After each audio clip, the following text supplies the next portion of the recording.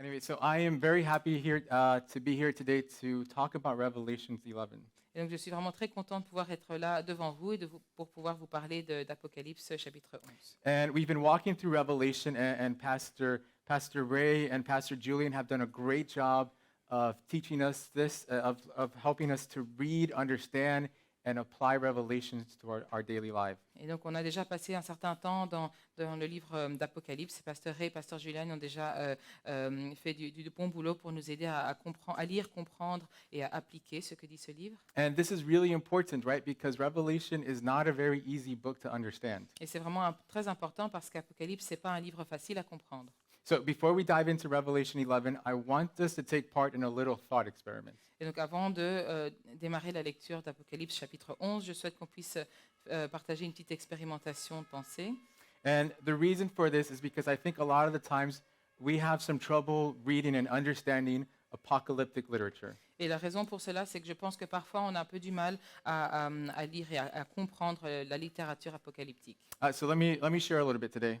Donc, je vais partager quelque chose. Recently, I went to the jewelry store and I bought something really, really special. Et donc, récemment, j'ai été chez le bijoutier et j'ai acheté quelque chose de très spécial. I bought myself this brand new watch. It's really fancy. You Et je can me see. suis acheté cette nouvelle montre. Elle est vraiment très raffinée.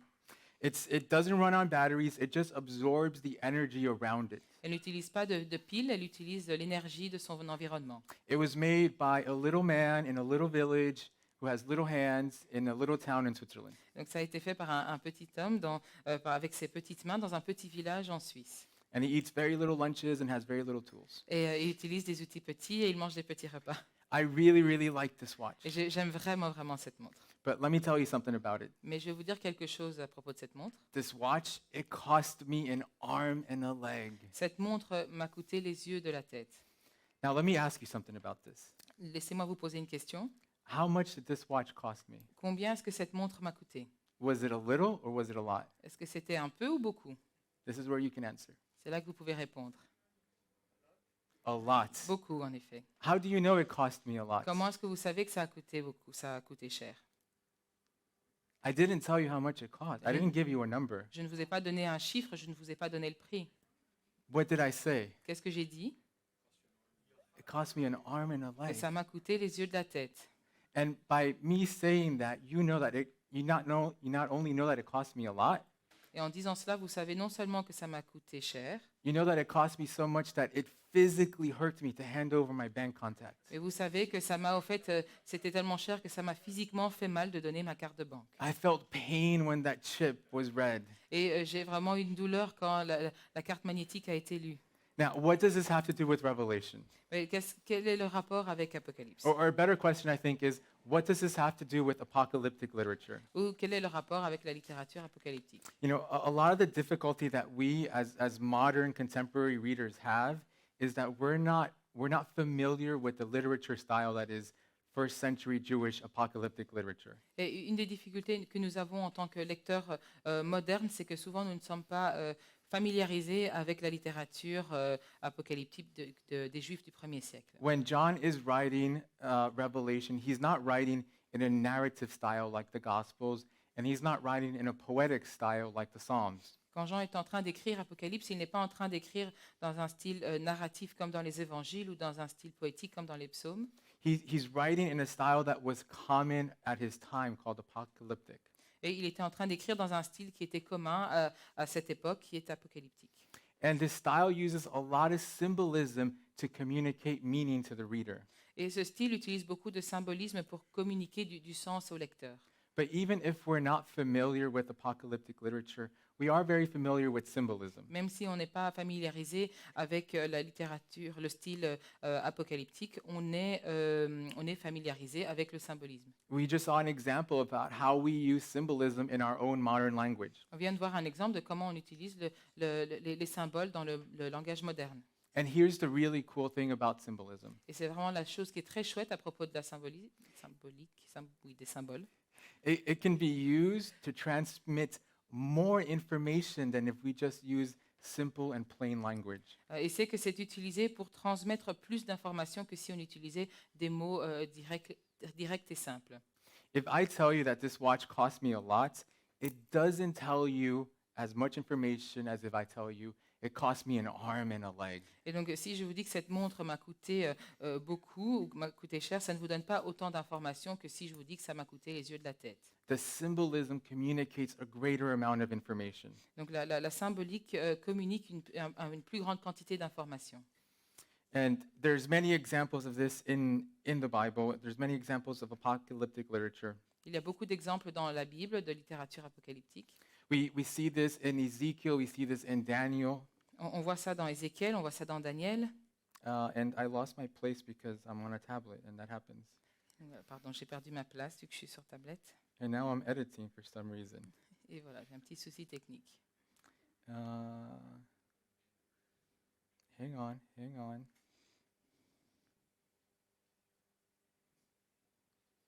And I'm editing again. Petit souci technique. And it can be very difficult for us today, right, to understand apocalyptic literature. Et donc ça peut être difficile pour nous aujourd'hui de comprendre cette littérature apocalyptique. But I think it's really important because I think this is a tool that God uses to help communicate more information when we're reading it. Mais je pense que c'est important parce que c'est un outil qui nous permet de comprendre plus d'informations quand on le lit. As we've seen in Revelation, this symbolism helps us to connect many places in the Bible. Et comme on l'a vu, tous ces différents symboles nous aident à faire des liens dans les différents endroits de la Bible. And by doing that, we can get more information into what John or the writer is telling us, or God is telling Et à us. travers cela, on peut avoir plus d'informations, comprendre plus d'informations sur que Jean ou les autres auteurs ou ce que Dieu essaie de nous dire. Now, I know this can start to feel like a bit of a class, and I am not sorry about that. Et donc je sais que ça peut commencer à sonner comme si je vous donnais un cours, mais j'en suis pas désolée. But I want to share with you two special keys that have been very helpful to me to understand apocalyptic literature when we're reading it. Mais je souhaite vous donner deux clés importantes qui m'ont aidé, moi, à comprendre cette littérature apocalyptique. These are not magical keys. They're going to require a lot of work. Ce ne sont pas des clés magiques, ça va demander du travail. The first key, La première clé, this is revolutionary, know your Bible. c'est révolutionnaire et c'est connaissez votre Bible. And, as we've seen, as we're reading Revelation together as a church, and as we're going to see a little bit today, Et comme on a vu à travers l'étude d'Apocalypse qu'on a déjà fait et ce qu'on va voir aujourd'hui, the language that Revelation uses, this apocalyptic language, is building upon apocalyptic literature in the Old Testament. et donc toute cette lecture apocalyptique en fait est en train de construire sur les livres apocalyptiques de l'Ancien Testament. But it also picks up on key themes in the New Testament as well. Mais ça reprend aussi des thèmes clés dans le Nouveau Testament aussi.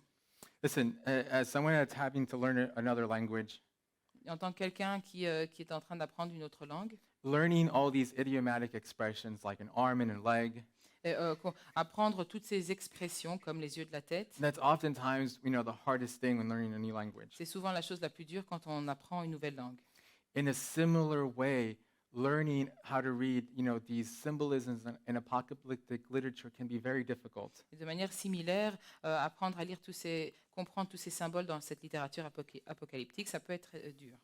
But if we read our Bible regularly, if we become familiar, if we start to internalize the story of the Bible, it's going to be much easier. Mais de manière similaire, si on passe du temps dans la parole et qu'on internalise cette parole, ben, ça va au fil du temps devenir plus facile. It's going to make it easier for us to make connections between the Revelation and different areas of the Bible. Ça va devenir de plus en plus facile de faire des liens entre Apocalypse et différents endroits de la Bible. That was the first key. The second key is we need to ask ourselves, what does this text tell me about Jesus? Donc ça, c'était la première clé. La deuxième clé, c'est qu'on doit se demander quel est le rapport avec Jésus et l'Évangile. What is this text telling me about Jesus and about the gospel? Qu'est-ce que ce texte me dit à propos de Jésus et de l'Évangile? Remember that the whole Bible, from page 1 to page maps, Et donc, n'oubliez pas que la Bible entière, de la page 1 jusqu'à la partie avec les cartes géographiques, I'm playing because maps is not inspired, but the whole Bible, it's all pointing to Jesus. et voilà, je rigole un peu parce que les cartes, c'est pas inspiré, mais le but est de dire que toute la Bible nous dirige vers Jésus. Jesus tells us this himself in Luke 24. Et Jésus nous dit cela lui-même dans Luc 24. And I think this second key is really important because many times in the history of the church, Et donc, je pense que cette deuxième clé est très importante parce que souvent, dans l'histoire de l'Église, We've used Revelation like some kind of secret code book to try to decipher what the future is going to bring. parce que souvent on a utilisé le livre d'Apocalypse comme code secret pour essayer de comprendre et de prédire les événements futurs. When maybe a better way for us to think about it is what is this book teaching me about Jesus? Une meilleure manière, je pense, de voir cela, c'est qu'est-ce que ce livre m'apprend sur Jésus? What is it teaching me about his kindness, Qu'est-ce que his, ça m'enseigne sur sa douceur, his love for us? son amour pour nous? What is it teaching me about his justice? Qu'est-ce que ça m'enseigne à propos de sa justice? And what is it teaching me about the hope that we have in him? Et qu'est-ce que cela m'enseigne sur l'espoir que nous avons en lui? And I say all this as we prepare to read chapter 11 today, Je dis tout cela maintenant que nous nous préparons à lire chapitre 11 ensemble, because let's be honest, it's not very easy to understand Revelation, and particularly chapter 11. parce que ce n'est pas, si on est honnête, c'est pas facile de comprendre le livre d'Apocalypse et en particulier le chapitre 11. And many different theologians are going to have slightly different interpretations of the passage that we're going to read today. Et beaucoup de théologiens ont des interprétations un tout petit peu différentes du passage que nous allons lire aujourd'hui. And also remember that with Revelation, we're not going to be able to interpret every single line perfectly until Jesus returns again. Et souvenez-vous qu'avec le livre d'Apocalypse, on ne va pas pouvoir interpréter chaque petit détail avec précision jusqu'au moment où Jésus revient. But this is okay because we can still have a very good understanding of the big picture. Et c'est OK parce qu'on peut on peut quand même avoir une bonne idée de l'image globale. And we could still have a very good understanding of how this book is pointing us to Jesus. Et on peut avoir une bonne idée de comment ce livre nous dirige vers Jésus. So with all that said, why don't we dive into chapter 11? Et donc, en ayant dit tout cela, nous allons démarrer dans le chapitre 11. This is a picking up right before the seventh trumpet. Et donc, ceci se passe juste avant la 7e trompette. And here John is describing some of the persecution that the church is going to face during this time between when Jesus ascended in Acts and when he returns again. Et donc, et Jean ici décrit le moment parle de la persécution à laquelle l'Église va devoir faire face à partir du moment où Jésus est retourné aux cieux dans le livre des Actes jusqu'au moment où il reviendra. And I want us to be thinking about one of the key themes in this passage as we're reading today. Et je souhaite que nous puissions penser à un point clé pendant que nous lisons ce passage. And that is how the kingdoms of this world, the powers of this world, are constantly turning their backs to God. Et c'est sur le fait que les puissances de ce monde sont constamment en train de se détourner de Dieu. How they're constantly, they have this pattern of constantly turning their backs to the kingdom of God. Et ils ont vraiment ce modèle à répétition de se détourner de Dieu. So with that said, let's pick up Revelation 11, starting from verse 1. We're going to read a few verses at a time. Donc nous allons démarrer dans Apocalypse chapitre 11. À partir du verset 1, on va lire quelques versets à la fois. And let me begin. On démarre. Then I was given a measuring rod like a staff, and I was told, rise and measure the temple of God and the altar and those worshiping there. But do not measure the court outside of the temple. Leave that out, for it is given over to the nations, and they will trample the holy city for 42 months. On me donna un roseau semblable à une baguette en me disant, lève-toi et mesure le temple de Dieu, l'autel et ceux qui y adorent. Quant au parvis extérieur du temple, laisse-le à côté et ne le mesure pas, car il a été donné aux nations, et elles piétineront la ville sainte pendant 42 mois. Now here, John is picking up on symbolism that we also see in Ezekiel and Amos, where God measuring the temple is symbolic for his protection on the temple. Et ici, on voit Jean utiliser le symbolisme qui a été utilisé dans Ézéchiel et Amos, où on voit que le fait que Dieu mesure le temple, c'est un symbole de la protection. Some people believe this is a literal temple, Et certaines personnes croient que c'est un temple littéral. but notice that John is also referring to the people that are worshiping there. Mais remarquez que Jean fait aussi allusion aux gens qui sont en train d'y adorer. I think it's much more likely that John is using an imagery of the temple being representative for the people of God. Et je pense que c'est plus probable que Jean utilise l'imagerie du temple en tant que le peuple de Dieu. And this is very common in the New Testament. Et c'est très commun dans le Nouveau Testament. Both Jesus and the Apostle Paul constantly use this kind of imagery when referring to the temple and the people of God. Jésus et l'apôtre Paul utilisent souvent cette symbolique quand ils font référence au peuple de Dieu. I want us to just quickly take a look at 1 Corinthians 3:16. We'll put it up. Et donc on va rapidement lire 1 Corinthiens chapitre 3 verset 16. And it says, do you not know that you are God's temple and that God's Spirit dwells in you? Ne savez-vous pas que vous êtes le temple de Dieu et que l'Esprit de Dieu habite en vous? Now, notice that in verse 2, John is told to measure the temple and the altar. Remarquez qu'il est dans le verset 2, Jean dit qu'on lui dit de mesurer le temple et l'autel. And the altar was inside this inner court. Et donc l'autel était à l'intérieur de cette cour intérieure, parvis intérieure. But the outer court and the city, he is told not to measure. Mais ce parvis extérieur et la ville, il lui est dit de ne pas la mesurer.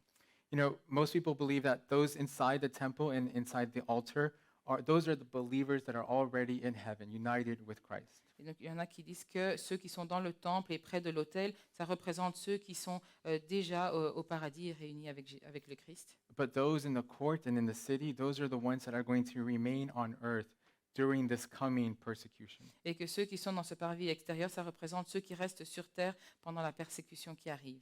And I think this verse 2, this is going to be key for us to understanding the rest of this passage and what's going on here. Et je pense que ce verset 2, c'est clé pour comprendre ce qui va se passer par la suite. We're going to see how some are going to be protected. You know, those inside the temple are protected. On va voir comment il y en a certains, donc ceux qui sont à l'intérieur du temple, comment ils vont être protégés.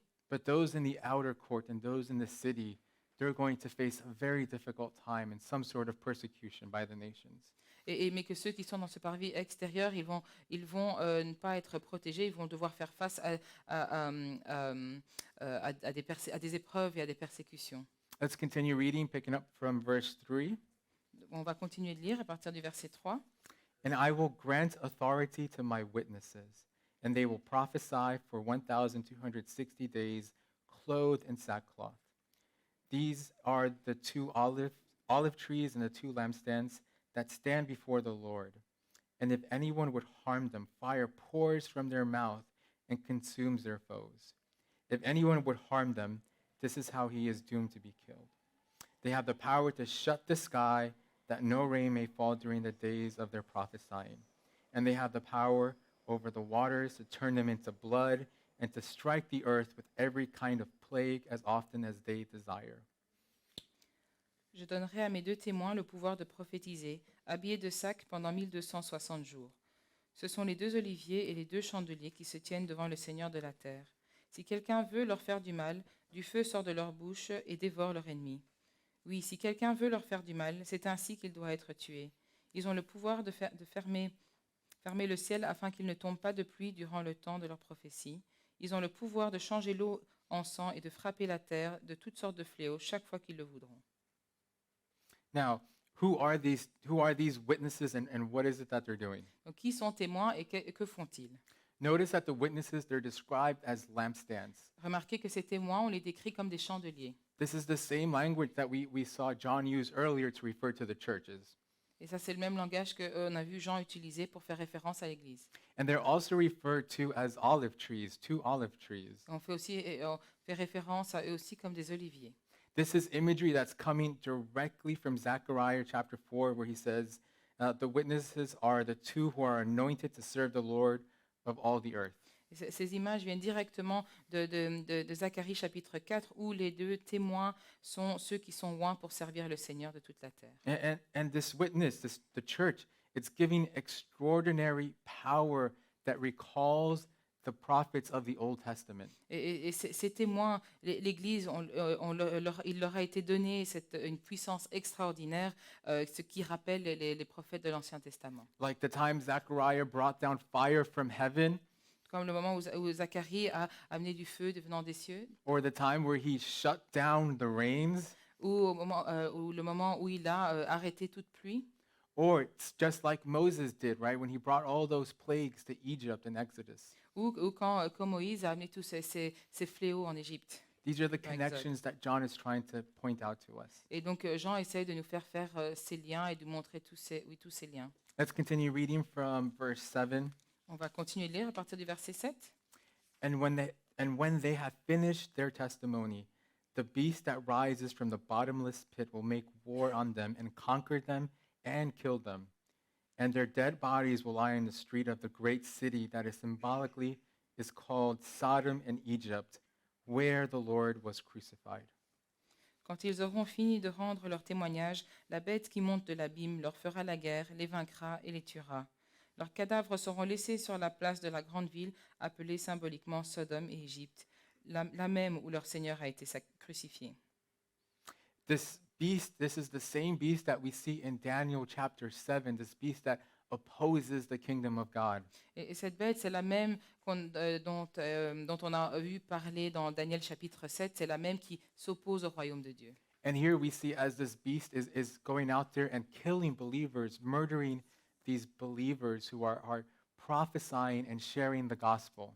Et donc, c'est cette bête qu'on voit qui tue des croyants qui étaient en train de prophétiser et de partager l'évangile. And their bodies are lying in this great city, right? Which I think John is referring to Jerusalem itself.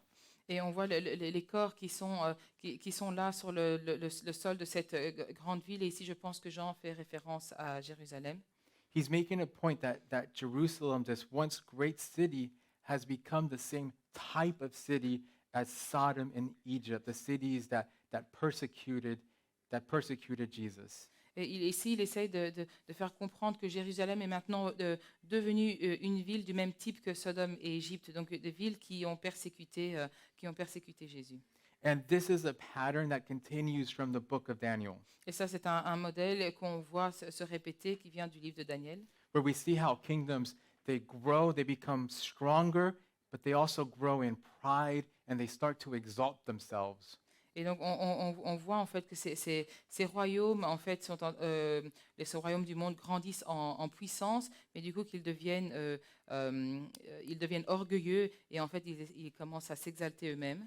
In the book of Daniel, we see how these kingdoms, they become dependent on their economic power and their military power. Et on voit comment ces royaumes deviennent dépendants de leur puissance économique et militaire. And as they do that, they turn away from God as their protector. Et pendant qu'ils font ça, en fait, ils se détournent de Dieu en tant que leur protecteur. They turn away from God as the real Lord of the earth. Et ils se détournent de Dieu en tant que vrai Seigneur de la terre. And I think here John is making a point that we even see this pattern happening in Jerusalem. Et je pense qu'ici, Jean essaie de nous dire qu'on voit même ce modèle se répéter à Jérusalem. Let's continue reading from verse 9. On va continuer de lire à partir du verset 9. And for 3.5 days, some from the peoples and the tribes and languages and nations will gaze at their bodies and refuse to let them be placed in a tomb. And those who dwell on the earth will rejoice over them and make merry and exchange presents, because these two prophets that had been a torment to those who dwell on the earth. Des hommes de divers peuples, tribus, langues et nations verront leurs cadavres pendant 3 jours et demi. Ils ne me permettront pas qu'on les mette au tombeau. Les habitants de la terre se réjouiront à leur sujet. Ils feront la fête, ils échangeront des cadeaux, parce que ces 2 prophètes leur auront causé bien des tourments. This is very sad. When the nations see that these two prophets, when they see that the church has been killed, they celebrate. Et c'est vraiment triste parce que quand on voit que quand ces nations voient la mort de ces croyants et de l'Église, en fait, qu'est-ce qu'ils font? Ils célèbrent. They even exchange gifts with one another. Ils s'échangent même des cadeaux. And not allowing them to be buried, that's just a sign of just simple disrespect for them. Et de ne pas leur permettre de les enterrer, c'était vraiment un grand signe de manque de respect. Treating them without human dignity. De les traiter sans dignité humaine. Let's keep reading from verse 11. On va continuer de lire à partir du verset 11. But after 3.5 days, a breath of life from God entered them. And they stood on their feet, and great fear fell on those who saw them. Then they heard a loud voice from heaven saying to them, "Come up here." And they went up to heaven in a cloud, and their enemies watched them. Après les 3 jours et demi, un esprit de vie venu de Dieu entra en eux, et ils se tinrent debout sur leurs pieds. Une grande crainte s'empara alors de ceux qui les voyaient. J'entendis une voix forte du ciel leur disait, « Montez ici. » Et ils montèrent au ciel dans la nuée, sous les yeux de leurs ennemis. This breath of God revives the church. Et cet esprit, ce souffle de Dieu a ravivé l'Église. I think this is representative of a revival coming to the church from God. Je pense que cela représente un réveil qui vient de l'Église de Dieu. God breathed life back into the church after the nations had attacked and killed many of the believers. Et Dieu a insufflé la vie dans l'Église après qu'elles aient été attaquées par les nations et que beaucoup ont été tués. Let's continue reading from verse 13. On continue de lire verset 13. And at that hour there was a great earthquake, and a tenth of the city fell. 7,000 people were killed in the earthquake, and the rest were terrified and gave glory to God. À ce moment-là, il y eut un grand tremblement de terre et le 10e de la ville s'écroula. 7000 hommes furent tués dans ce tremblement de terre. Les autres furent effrayés et rendirent gloire au Dieu du ciel. And finally, we see this great earthquake. This is likely a judgment from God coming to the nations for what they had done. Et donc après, on voit qu'il y a eu un grand tremblement de terre et c'est probablement un grand jugement qui vient de Dieu. But notice what's different about this particular judgment. Mais remarquez ce qui est différent à propos de ce jugement en particulier. At the end, it seems to bring about repentance in many people in the nations. Et on voit à la fin que cela semble amener à la repentance de beaucoup de personnes et de nations. You know, I've been meditating on this verse for the last couple days, Et donc je médite sur ce verset depuis les derniers jours. and it really hurt me to see how the nations celebrated when they attacked the church. Et ça m'a vraiment touché de voir à quel point les nations ont fêté et célébré quand il y a eu toutes ces personnes qui ont été tuées. They celebrated when people in the church were martyred, were killed. Ils ont célébré quand ces personnes de l'Église ont été tuées, ont été martyrisées. They were so happy that even this was a reason for them to exchange presents with themselves. Ils étaient tellement contents que c'était une raison d'échanger des cadeaux. You know, and as Christians living in the West today, I think we see this pattern somewhat play out in our world. Et en tant que chrétiens qui vivons dans l'Ouest, aujourd'hui, on voit ce modèle se répéter.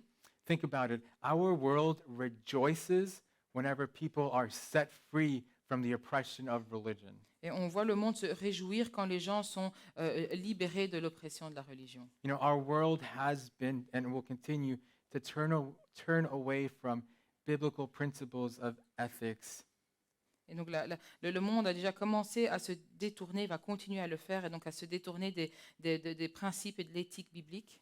And as they do, they celebrate that they found this new sort of liberation, this new form of enlightenment. Et pendant qu'ils font ça, ils célèbrent le fait qu'ils ont découvert cette nouvelle libération, cette nouvelle illumination. You know, and for many people in our world, right, to say that they are an atheist, that's kind of a badge of honor for them. Et pour beaucoup de gens dans le monde, le fait de dire qu'ils sont athées, c'est comme ils le portent comme si c'était un badge d'honneur. That's a way for them to say, look at me, I am so enlightened, I've transcended religion. Et donc, regardez, c'est une manière pour eux de dire, regardez-moi, moi je suis illuminé, j'ai trouvé une manière de dépasser la religion. While other people in our world today, they're freely experimenting with different types of spirituality. D'un autre côté, on voit d'autres personnes qui sont justement en train d'expérimenter avec différents types de spiritualité. They're super open to new ideas of spirituality, Et ils sont super ouverts à des nouvelles idées de spiritualité, just as long as that spirituality isn't coming from the Bible. à partir du moment où cette spiritualité n'a rien à voir et ne vient pas de la Bible. They're open, but it's clear they've got a prejudice. Mais ils sont ouverts, mais ils ont clairement un préjugé contre Dieu. If there's one thing that we can be certain from this passage and from looking at the world we live in today, Donc s'il y a une chose dont on peut être sûr en lisant ce passage ou en regardant le monde dans lequel on vit, it's that we as Christians are under attack by the nations of the world. c'est que nous, en tant que chrétiens, nous sommes sous attaque du monde. But this at some level is to always be expected. Mais à un certain niveau, c'est quelque chose d'attendu. At some level, this pattern is going to continue in the world until Jesus comes again. Jusqu'à un certain niveau, c'est quelque chose qui va être attendu, qui va continuer jusqu'à ce que Jésus revienne. But there is hope. Mais il y a de l'espoir. There is hope. We've been given the breath of life. Mais il y a de l'espoir parce qu'on nous a donné le souffle et l'esprit de vie. The Greek word that John uses here in verse 11, Et donc le mot grec que Jean utilise ici dans verset 11, and I'm nervous because there's Greek speakers right here. je suis assez nerveux parce qu'il y a des gens qui parlent grec ici.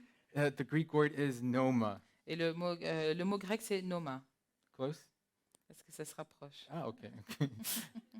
And this is the same word that's used in Hebrew in Genesis 1 that refers to the Spirit of God. Et c'est le même mot qui est utilisé en hébreu, qui est utilisé dans Genèse 1 pour décrire l'Esprit de Dieu. We, the church, have been given the breath of life. Nous, l'Église, il nous a été donné le souffle et l'esprit de vie. Don't misread that. Don't read that too small. Et donc, ne lisez pas mal cela, ne le lisez pas comme des sous-titres. Read it for what it really is. We, the church, have been given the Holy Spirit. Lisez ça pour ce que c'est. Nous, l'Église, il nous a été donné le Saint-Esprit. Let's go back to 1 Corinthians 3:16. What did it say there? It says, "Do you not know that you are God's temple and that God's Spirit dwells in you?" Donc, relisons 1 Corinthiens 3, 16 qui nous dit « Ne savez-vous pas que vous êtes le temple de Dieu et que l'Esprit de Dieu habite en vous ?» And do you know why you today, us, the church, has the Spirit of God? Et vous savez pourquoi nous, l'Église de Dieu, pourquoi nous avons l'Esprit de Dieu? Because no matter what persecution we face today, Parce que peu importe la persécution que nous pourrions vivre aujourd'hui, no matter how much rejection we face in this world, peu importe les rejets auxquels nous faisons face dans ce monde, there is one that has suffered more than we could ever imagine. il y en a un qui a souffert plus que ce qu'on pourrait imaginer. The reason why we have life, the reason why we have the Spirit of God, is because Jesus is willing to put himself through the worst persecution that we could ever imagine. Et la raison pour laquelle nous avons la vie, la raison pour laquelle nous avons l'Esprit de Dieu, c'est parce que Jésus avait la volonté de traverser, de se laisser traverser par la pire des persécutions. Jesus was rejected by Jerusalem. He was rejected by his people. Jésus a été rejeté par Jérusalem, il a été rejeté par son peuple. He was rejected by some of his own apostles. He was rejected by the Roman Empire. Il a été rejeté par certains de ses propres apôtres et il a été rejeté par l'Empire romain. He was beaten. He was stripped naked. He was mocked with a crown of thorns on his head. Il a été battu, il a été dénudé, on s'est moqué de lui en lui mettant une couronne d'épines sur la tête. But this is important, right? Because this is what it means to be a Christian. It means that we have a desire for Jesus more than we have a desire for the approval of this world. Et ça, c'est important parce que c'est ça que ça veut dire d'être chrétien, c'est que nous avons plus de désir d'avoir Jésus que d'avoir l'approbation du monde. It means that we want Jesus more than we want acceptance in this world. Ça veut dire que nous voulons Jésus plus que nous souhaitons l'approbation de ce monde. And many times this is going to mean that the world is going to reject us, it's going to ridicule us. Et ça veut dire que souvent le monde va nous rejeter ou nous ridiculiser. Those are the best cases. The worst cases is that world is going to persecute us and maybe even kill us. Et donc ça, c'est dans le meilleur des cas. Dans le pire des cas, ça veut dire que nous serons même peut-être persécutés ou tués. And as we're reading Revelation, we're seeing what's going to happen, right? Things are not going to get better before Jesus comes. Et en lisant Apocalypse, on voit que les choses ne vont pas s'améliorer avant que Jésus revienne. So let me ask you, what do we do today? What do we do now with this? Et donc, laissez-moi vous poser la question, qu'est-ce qu'on fait aujourd'hui? Qu'est-ce qu'on fait avec la connaissance de cela? I think it means that we have to do our best, both as individuals and as the church, to bring God's kingdom down here on earth. Et donc, je pense que nous devons faire le plus possible, du mieux qu'on peut, individuellement et en tant qu'Église, pour amener le royaume de Dieu ici. When we say the Lord's Prayer, what do we say? We ask God's kingdom to come down. Et quand on fait la prière, la prière du Seigneur, qu'est-ce qu'on fait? On demande au royaume de venir sur terre. But what does that mean? Mais qu'est-ce que ça veut dire? I think simply it means that we do exactly what we saw Jesus do in the Gospels. Ça veut dire que nous faisons exactement ce que nous avons vu Jésus faire dans l'Évangile. Sometimes I think that's going to mean that we're going to have to speak prophetically against the nations and the powers of this world. Parfois, ça voudra dire que nous devons parler de manière prophétique contre les nations et les puissances de ce monde. It could also mean that we have to speak truth in love in places where the world has power and is misusing that power. Et ça peut aussi vouloir dire que nous devons partager la vérité avec amour dans les endroits où le monde a du pouvoir mais l'utilise mal. Oftentimes, a lot of the times, I think it means that we just simply have to love our neighbor the same way Jesus did. Et souvent, je pense que c'est une grande partie du temps, ça veut aussi dire que nous devons aimer notre prochain comme Jésus l'a fait. And who's our neighbor? C'est qui notre prochain? I think sometimes that's going to mean we have to love the Samaritan. Et parfois, ça voudra dire qu'il faut aimer le Samaritain. And what does that mean, Samaritan? Et qu'est-ce que ça veut dire, le Samaritain? Substitute in there whatever kind of tribe, culture, group that you honestly don't like. Et substituer ce mot-là, en fait, à n'importe quel groupe de personnes ou de tribus ou de nations que vous n'aimez vraiment pas. I think oftentimes this means that we have to share the gospel both with our words and with our hands. Et je pense que souvent, ça veut dire que nous devons partager l'Évangile en parole et aussi en action. Yeah, we're not there yet, but later in Revelation, we're going to read about the anti-Shema. Et donc, plus tard dans Apocalypse, on va lire, et parler du sujet de l'antischéma. But what is the Shema? The Shema was beautiful because the Shema was putting God's word here and here. Mais le schéma, c'est quoi? C'est quelque chose qui était beau parce que ça voulait dire de mettre Dieu ici et ici. And let's not forget one point when we're discussing our enemies, Et n'oublions pas le point où nous parlons de nos ennemis. when we're discussing the Samaritans. Quand on parle des Samaritains, We ourselves, at one point, all of us in this room, were enemies of God. et nous avons tous été, chacun d'entre nous dans cette pièce, à un moment donné, des ennemis de Dieu. And my last point, and I'll let the band come up in a sec. Et le dernier point que je souhaite faire, et le groupe de louanges peut revenir, I think we leave the judgment part to God. et c'est que nous devons laisser le jugement à Dieu. You know, many people today, when they're reading Revelation, they have a lot of trouble trying to understand why God is judging the world, is judging the nations. Et beaucoup de gens, quand ils lisent Apocalypse aujourd'hui, ont du mal à comprendre pourquoi est-ce que Dieu juge le monde et les nations.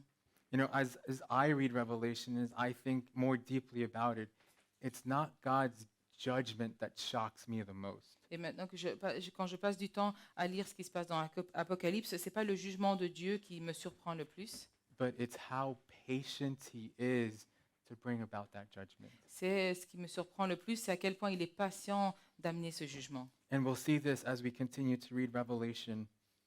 Et on va voir cela au fur et à mesure qu'on continue dans Apocalypse. But God gives the nations countless chances. He gives them chances over and over and over again. C'est que Dieu donne aux nations des possibilités à répétition, leur donne beaucoup de possibilités. He gives them a chance to turn from their sin and to turn to him as Lord. Et il leur donne à répétition des occasions de se détourner de leurs péchés et de croire en lui comme leur Seigneur. And I, myself, I am so glad that God is so patient. Et moi-même, je suis tellement heureux que Dieu est très patient. I know he's been so patient with me Et je sais qu'il a été très patient avec moi. because I know that I need his patience, I need his love, and I need his forgiveness. Parce que je sais que j'ai besoin de sa patience, de son amour et de son pardon. Amen. Amen. Let me pray and then we'll sing some more, okay? Je vais prier, puis nous allons chanter encore un peu. Heavenly Father, Père Céleste, we love you. nous t'aimons. We don't understand how you can be so patient with such a sinful world. Nous ne comprenons pas comment tu peux être tellement patient avec un monde si simple. We don't always understand how you can love us when we were enemies of you, when we ran away, when we hated you. Nous ne comprenons pas comment tu pouvais nous aimer quand nous étions tes ennemis, nous nous détournions de toi. And we might never understand until we see Jesus, how he could lay down his life for us, God. Et peut-être qu'on ne comprendra pas, qu'on ne pourra pas comprendre jusqu'au moment où nous voyons Jésus, comment il a pu donner sa vie pour nous. But we are so thankful. Mais nous avons beaucoup de reconnaissance. We're so thankful for your love, for your patience, God, Nous sommes reconnaissants pour ton amour et ta patience, Dieu, and for your forgiveness, et Lord. pour ton pardon, Seigneur. And as we read today and as we think about what we read, Pendant que nous pensons à ce que nous avons lu aujourd'hui, help us to have a love for the nations like you have, God. aide-nous à avoir cet amour pour les nations comme Help toi. us to share your love in whatever opportunity we can. Aide-nous à partager cet amour à chaque opportunité possible. And help us to share the good news, the best news that we've heard. Aide-nous à partager cette bonne nouvelle, la meilleure nouvelle qu'on ait jamais entendue. Help us to share the story of Jesus with everyone we can. Aide-nous à partager l'histoire de Jésus avec toutes les personnes qu'on peut. We love you, Lord, and it's in his name, in Jesus' name. Nous t'aimons, Seigneur, et c'est en son nom, au nom de Jésus.